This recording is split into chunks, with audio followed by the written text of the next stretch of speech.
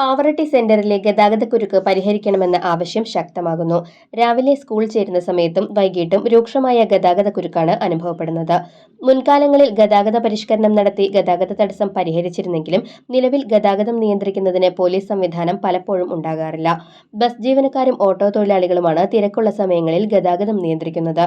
പാവറട്ടി സെന്ററിലെ ഗതാഗത പരിഷ്കരണം നടപ്പിലാക്കണമെന്ന് മോട്ടോർ വെഹിക്കിൾ തൊഴിലാളി യൂണിയൻ നേതാവ് മുഹമ്മദ് സിംല ആവശ്യപ്പെട്ടു.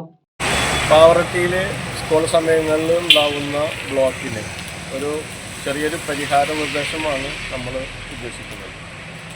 ചാവക്കാട് നിന്ന് പൂവത്തൂർ റോഡിലേക്ക് ബസ് സ്റ്റാൻഡ് കഴിഞ്ഞിട്ട് സെൻറ്റർ വരെയുള്ള ഏരിയ നോ എൻട്രി ബോർഡാക്കി കഴിഞ്ഞാൽ വളരെയധികം പരിഹാരം കാണാൻ കഴിയുമെന്ന് നമുക്ക് ഇന്ന് വിലയിരുത്താൻ കഴിയത്തില്ല.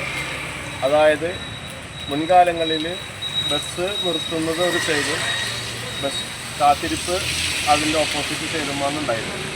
ഇന്ന് പാവറട്ടി പഞ്ചായത്തിൻ്റെ അടിയിൽ ബസ് ട്രാക്ക് ഇട്ട ഭാഗത്ത് യാത്രക്കാർക്ക് ഇരിക്കാനുള്ള സംവിധാനങ്ങൾ വരെ വന്ന സൗകര്യങ്ങൾ കണക്കിലെടുത്തുകൊണ്ട് ബസ്സുകൾ ആ സൈഡിൽ നിർത്തി ചിറ്റാടര റോഡിലൂടെ തിരിഞ്ഞു പോകാവുന്ന സംവിധാനം ഒരുക്കുകയും നിലവിൽ ബസ് പോകുന്ന റൂട്ട് മറ്റുള്ള വാഹനങ്ങൾക്ക് വേണ്ടി മാറ്റിക്കൊടുക്കുകയും ചെയ്താൽ പാവറട്ടിയിലെ ഗതാഗത കുരുക്കിന് ശാസ്ത്ര പരിഹാരങ്ങൾ കാണാൻ കഴിയുമെന്നാണ് നമ്മുടെ വിലയിരുത്തൽ.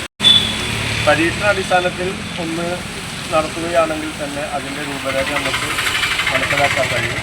അതിന് പഞ്ചായത്തും പോലീസും ട്രാഫിക് അതോറിറ്റിയും എല്ലാവരും മുൻകൈയെടുക്കണമെന്നാണ്.